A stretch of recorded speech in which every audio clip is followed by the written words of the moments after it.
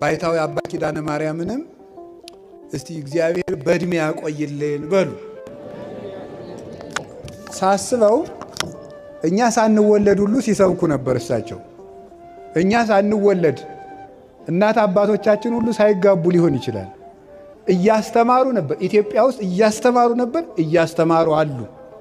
ይሄ እግዚአብሔር ቸርነት ነው። እና በቤተ ክርስቲያን ውስጥ ደግሞ ይገርማችኋል፣ እንኳን ያገለገለ ሰው ያገለገለ ዕቃ ክብር ይሰጠዋል። አሁን የተሰበረ ጽዋ ዝም ብሎ አይጣልም፣ ተከብሮ ነው በዕቃ ቤት የሚቀመጠው። ማይጠንቱ ቢሰበር የተቀደደ ጥላ እንደው ትንሽ እንደው የዋህ ቄስ ዝም ብሎ መጽሐፍ ካልሰፋበት በስተቀር ዕቃ ቤት ነው የሚቀመጠው፣ ዝም ብሎ አይጣልም። የተቀደደ ጥላ እንኳን ሳይቀር እግዚአብሔር ቤት ነው የሚቀመጥ። እንግዲህ ያገለገለ ዕቃ ክብር ካለው ያገለገለ አባትማ እንዴት ክብር የለውም?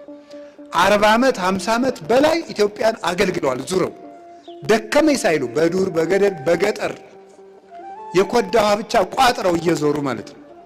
እንግዲህ እሳቸው የሚጠብቁት ሞታቸውን ነው። ለእኛ ይጸለይልናል። ገና ነው ጉዟችን፣ አቀበቱ ብዙ ነውና መጨረሻችንን እንዲያሳምረው እግዚአብሔር እንደነሳቸው ያለ ደግሞ አባት አይሳን በሉ አንድ ጊዜ ሁላችሁንም። እንደው እስከ ዛሬ እድሜያቸውን በሙሉ ላስተማሩት እስኪ አንድ ጊዜ ቃለ ሕይወትን ያሰማልን በሏቸው። ድገሙ። አዎ። ስለዚህ ቅድም ጸባቴ እንደነገሩን ግሩም የሆነ የሚያበራ ገዳም መስርተዋል። ስርዓቱ የተጠነቀቀ በልማቱ ደክሞ ምዕመናንን የሚያስተዳድር ለድሆች ሁሉ የሚደርስ ገዳም መስርተዋል። እየተስፋፋ ነው። አሁንም እንግዲህ ገዳሙንም በረድኤት ያጽናልን።